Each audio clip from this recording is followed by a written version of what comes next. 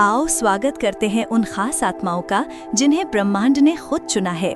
कभी कभी शैतान इसलिए नहीं भागता कि तुम चिल्लाए, वो इसलिए भागता है क्योंकि तुमने आखिरकार दरवाजे पर जवाब देना बंद कर दिया।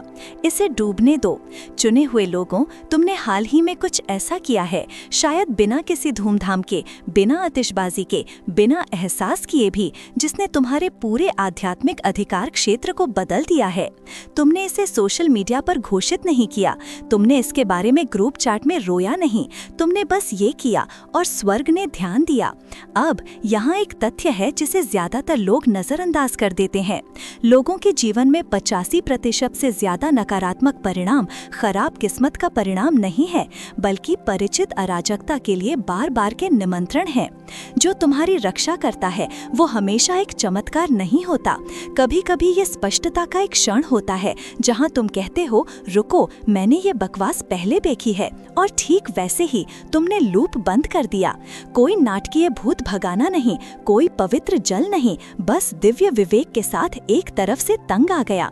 चलो ईमानदार रहें, तुम में से कुछ ने नंबर को क्षुद्र होने के लिए ब्लॉक नहीं किया। तुमने इसे इसलिए ब्लॉक किया क्योंकि हर बार जब वे कॉल करते हैं तो तुम्हारा जीवन डॉलर की दुकान से सस्ते धागे की तरह सुलझने लगता है। और अंदाजा लगाओ क्या? उस एक छोटे, अदृश्य, जानबूझकर किए गए निर्णय ने तुम्हें महीनों यदि वर्षों नहीं के अनावश्यक आध्यात्मिक चक्करों से मोड़ दिया। तो अगर चीजें हाल ही में असामान्य रूप से शांत महसूस होती हैं, तो ये एक संयोग नहीं है, ये एक सेटअप नहीं है, ये उस एक पसंद का फल है। इस वीडियो में हम सिर्फ इस बारे में बात नहीं करने जा रहे हैं कि तुमने क्या किया, हम ये उजागर करने जा रहे हैं कि ये क्यों काम किया, इसने तुम्हारी रक्षा कैसे की और ये तुम्हें आगे के लिए क्या स्थापित कर रहा है। अपनी चाय, अपनी पत्रिका या जो कुछ भी तुम्हें जमीनी बने रहने में मदद करता है उसे पकड़ो, क्योंकि जो तुम सुनने वाले हो वो सतही स्तर की सलाह नहीं है। ये सच्चाई में लिपटी आध्यात्मिक रहस्योद्घाटन है, जिसमें तुम्हारी समय सीमा को पवित्र ऑटो पायलट पर सेट करने के लिए बस पर्याप्त आग है। चलो इसमें उतरते हैं। नंबर 1, तुमने पहुंच हटाई, सिर्फ लोग नहीं।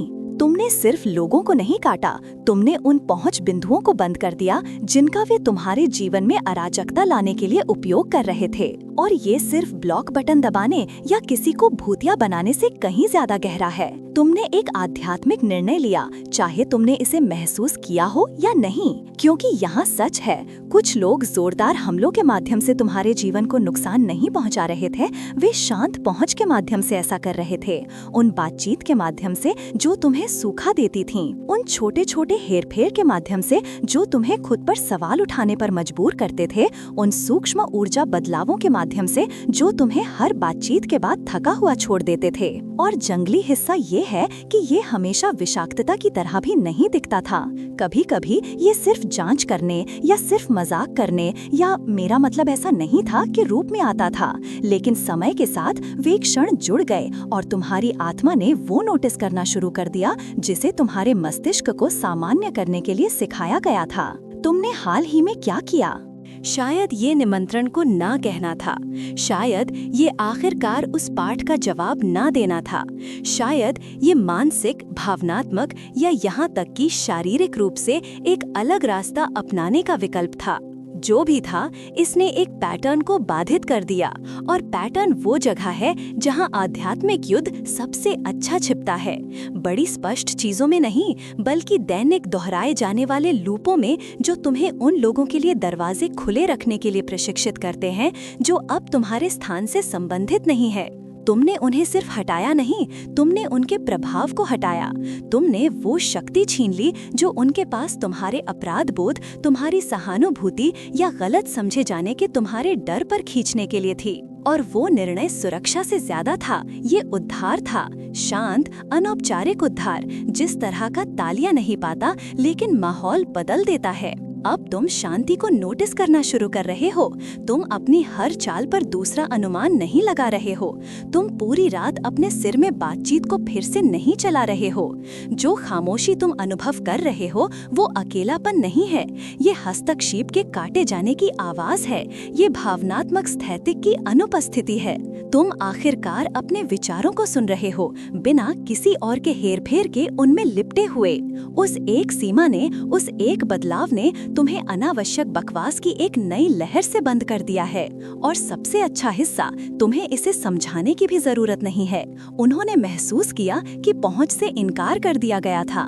उन्होंने बदलाव महसूस किया और अब तुम सुरक्षित हो, इसलिए नहीं कि तुमने उनसे लड़ाई की, बल्कि इसलिए क्योंकि तुमने आखिरकार उन्हें चाबी देना बंद कर दिया। नंबर 2, तुमने एक अदृश्य समझौता तोड़ा जिसे तुम नहीं जानते थे कि तुमने हस्ताक्षर किया है। तुमने कुछ शक्तिशाली किया और तुमने शायद इसे महसूस भी नहीं किया होगा। तुमने एक अदृश्य समझौता तोड़ा जिसे तुम नहीं जानते थे कि तुमने हस्ताक्षर किया है। ये अजीब लगता है, लेकिन ये वास्तविक है।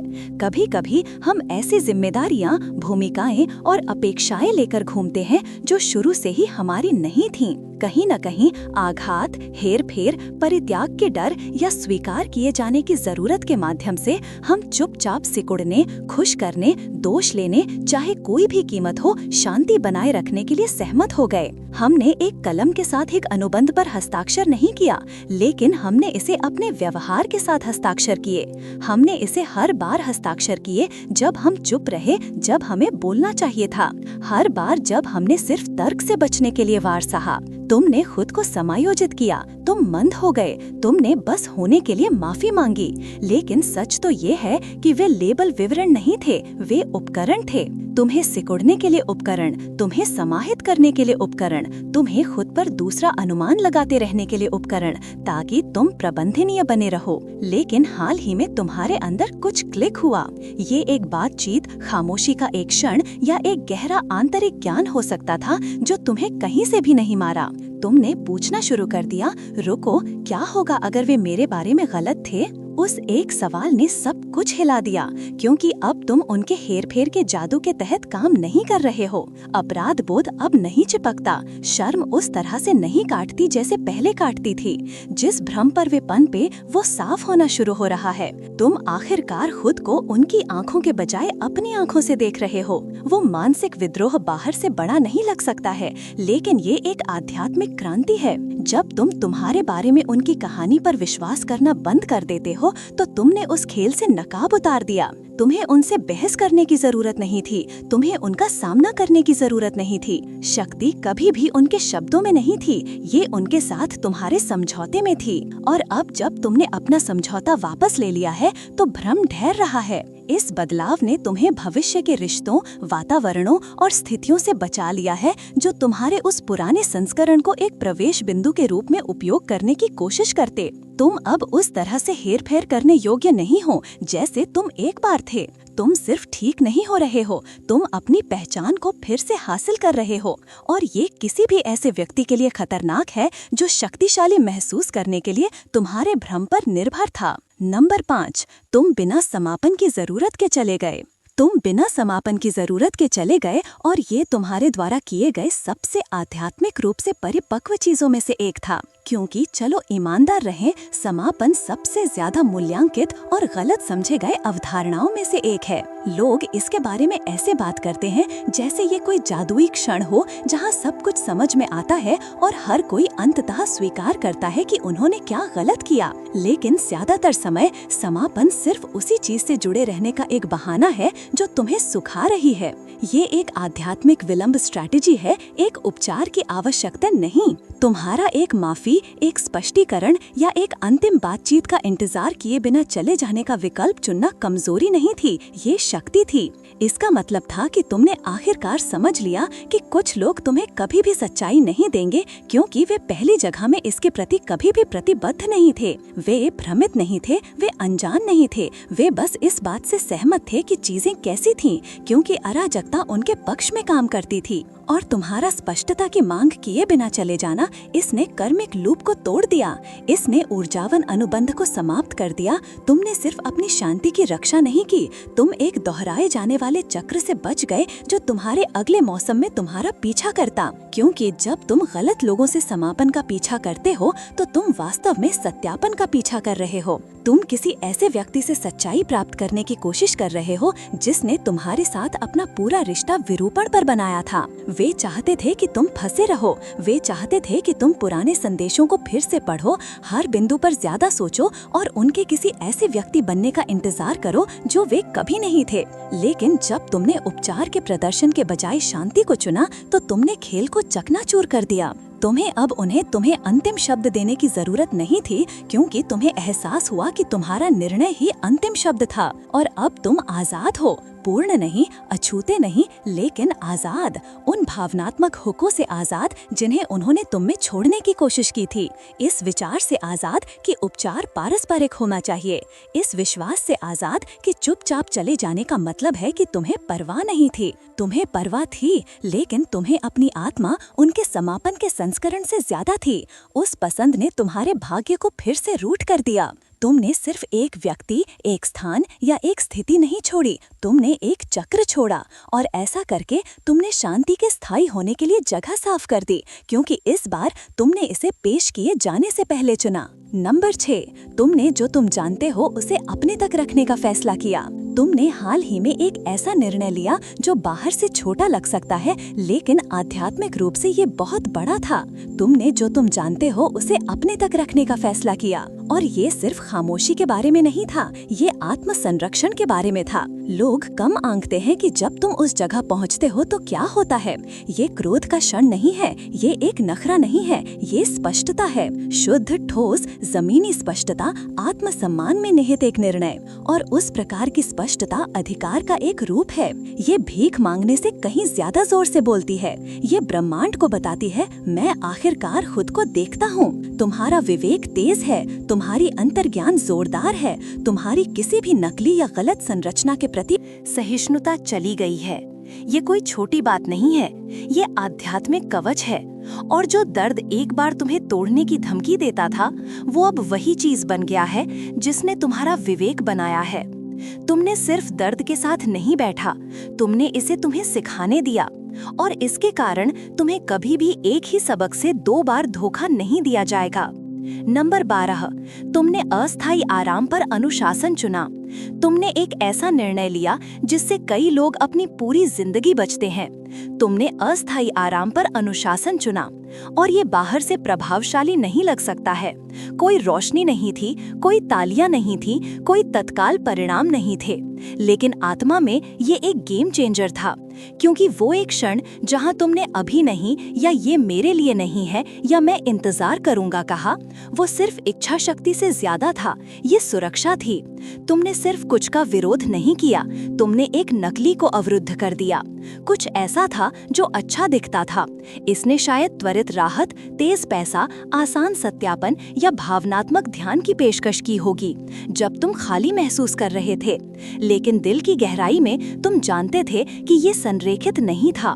ये बहुत जल्दी आया, ये तारों के साथ आया, ये तात्कालिकता में लिपटा हुआ और भ्रम के साथ लेपित आया। और हार मानने के बजाय तुमने रुक गए।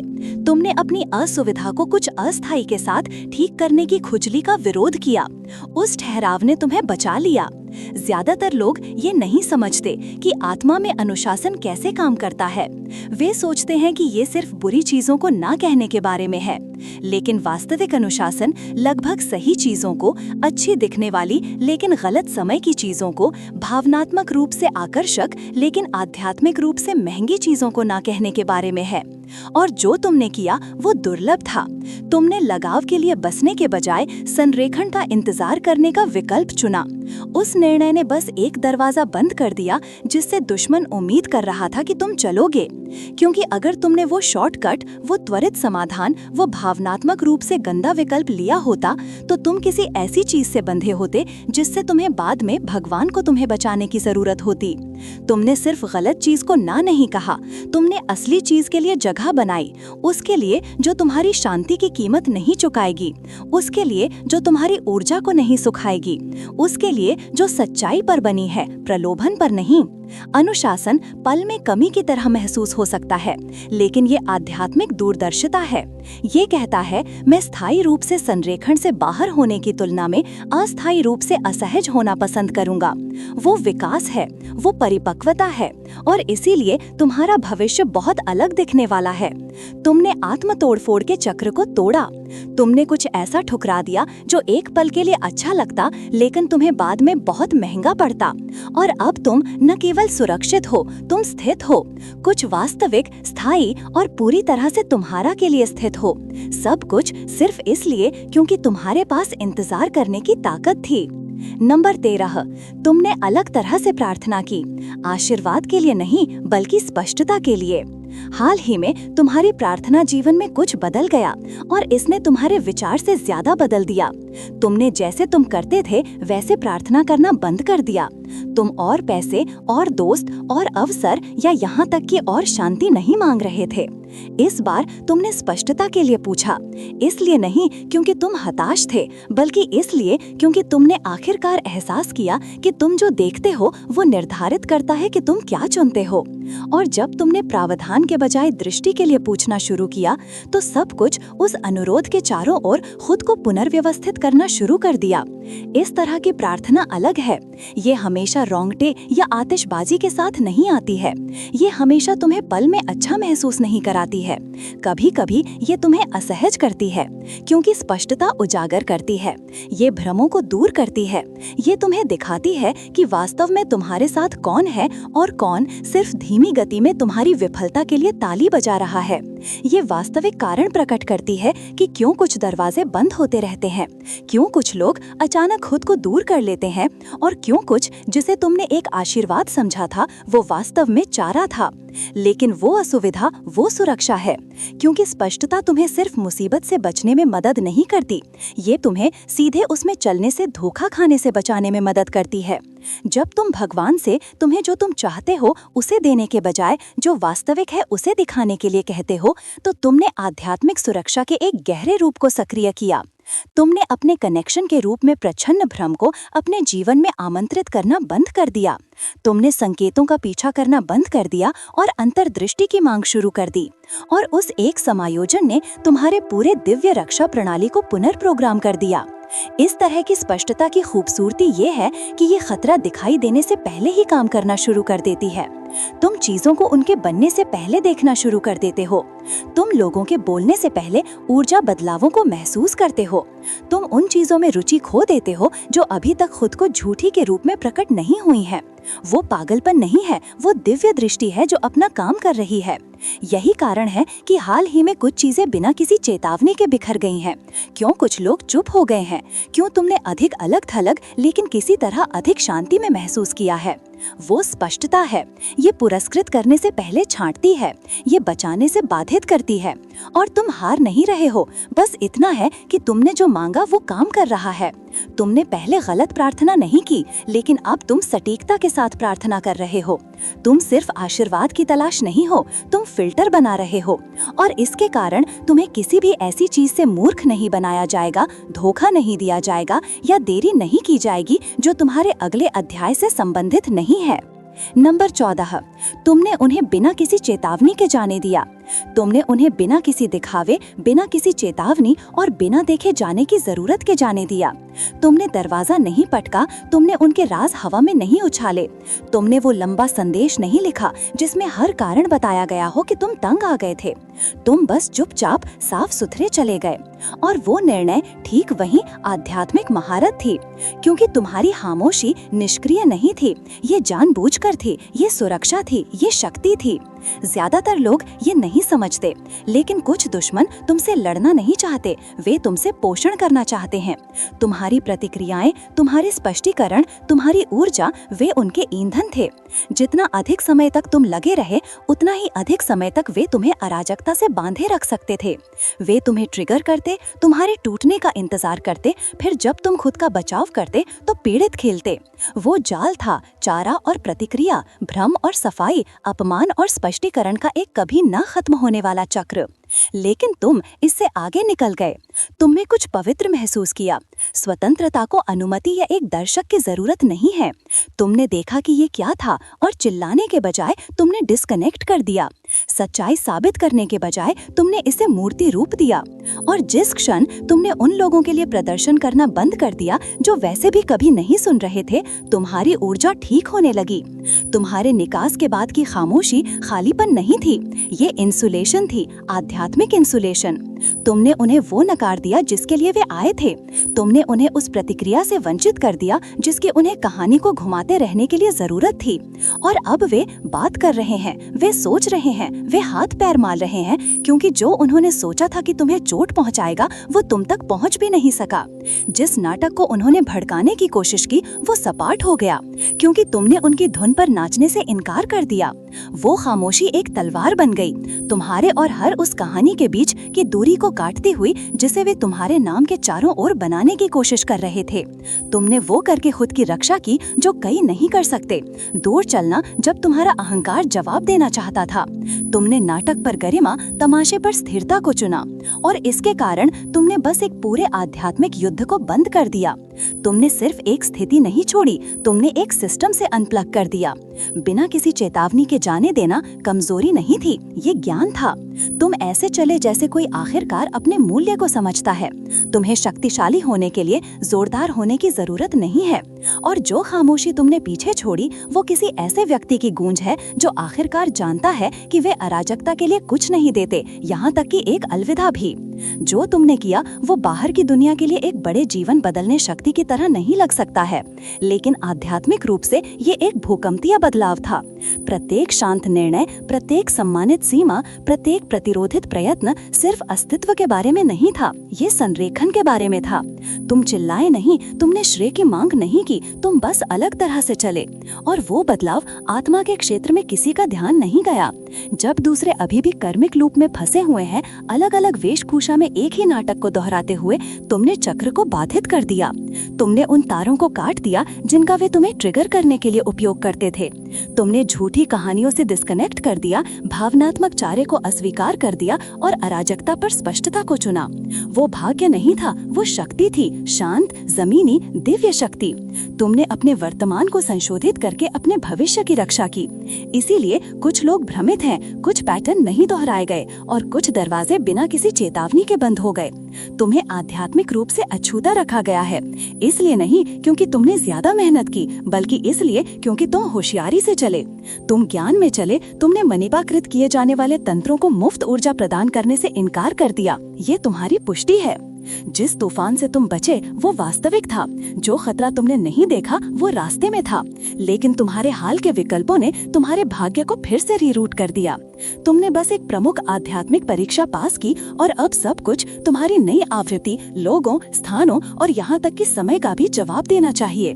तो जब जरूरत हो तो खामोशी में चलते रहो, सत्यापन पर दृष्टि चुनते रहो और याद रखो, अपनी जनजाति, अपने दोस्तों या उस एक व्यक्ति के साथ साझा करें जो पूछता रहता है कि वे हाल ही में अलग क्यों महसूस करते हैं। और सबसे महत्वपूर्ण बात, चैनल को सब्सक्राइब करें और अपनी सूचनाएं चालू करें, क्योंकि यह सिर्फ एक मंच नहीं है, यह एक आध्यात्मिक केंद्र है। हर वीडियो तुम्हें आगे के रास्ते के लिए जगाने, संरेखित करने और सक्रिय करने के लिए तैयार किया गया है। यदि तुम और रहस्योद्घाटन, दिव्य डाउनलोड और सामग्री के लिए तैयार हो जो सीधे शोर के माध्यम से कटती है, तो यह वही जगह है जहां तुम संबंधित हो। तुम यहाँ संयोग से नहीं हो, तुम यहाँ हो क्योंकि तुम्हारी आत्मा में कुछ विकसित होने के लिए तैयार है। चलो इस यात्रा को एक साथ चलें।